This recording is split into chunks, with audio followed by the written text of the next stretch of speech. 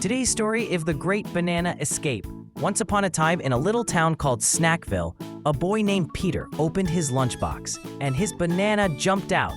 "Yes, freedom!" shouted the banana as it sprinted across the table on tiny banana legs.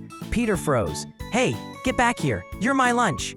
"No way!" yelled the banana, dodging left and right like a superstar football player.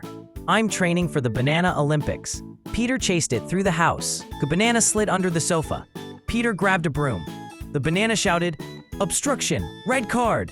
Then it climbed up the curtain, yelling, "I am Banana Man! Fear me!" Peter finally caught it by the peel. The banana sighed. "Okay, fine, but at least let me win one race." Peter nodded.